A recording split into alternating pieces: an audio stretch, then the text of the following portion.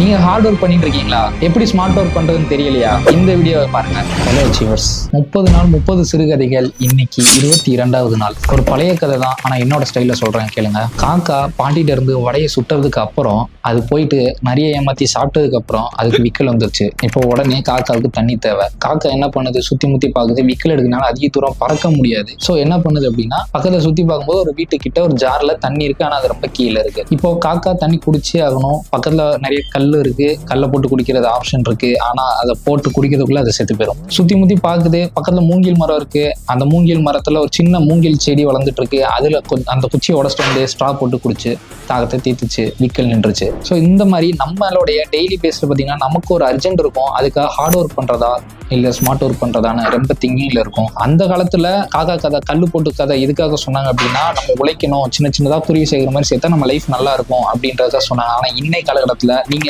எதுல ஃபோக்கஸ் பண்ணணும் அப்படின்னா ஸ்மார்ட் ஒர்க் தான் முக்கியம். ஸ்மார்ட் ஒர்க்னா என்ன அப்படின்றத தெரிஞ்சுக்கோங்க. ஒன்றும் இல்லை, இப்போ அந்த காக்கா எப்படி கல்லு போட்டு ஒன்னொன்னா குடிச்சிருந்தா இன்னைக்கு அதோட நிலைமை வேற. அது ஹார்ட் ஒர்க். ஆனா அதுக்கும் அன்னைக்கு தாகம் தீர்ந்திருக்கும். ஆனா இட்ஸ் டேக் டைம். ஆனா அதே ஸ்மார்ட் ஒர்க் தான் ஸ்ட்ரா போட்டு குடிச்சுது. ஆனா இதுவுமே ஸ்மார்ட் ஒர்க்னா ஸ்ட்ரா கிடைக்கல, அது போய் தேடி எடுத்துட்டு வந்து போட்டுச்சு. அந்த மாதிரி தான் நம்ம லைஃப்ல ஸ்மார்ட் ஒர்க்ன்றது இன்னைக்கு என்னன்னா ஏஐ யூஸ் பண்றதா. நான் வந்து உட்கார்ந்து ஒரு மணி நேரம் வந்து ஒரு போர்டு எடுக்கிறதோ இல்ல ஒரு பிரசன்டேஷனுக்காக நான் பிபிடி ஜென்ரேட் பண்றதோ ரொம்ப நேரம் எடுக்கும். நான் ஏஐ எப்படி கேட்கறேன்னா அந்த ஏஐ எனக்கு அப்படி கொடுத்துரும். 2025ல ஏஐ யூஸ் பண்ணி எப்படி உங்க வேலையை சுலபமாக்கலாம்னு கத்துக்கோங்க. AI not competitor, AI is our assistant. உங்களுக்கு பிடிச்ச ஏஐ கமெண்ட்ல சொல்லுங்க.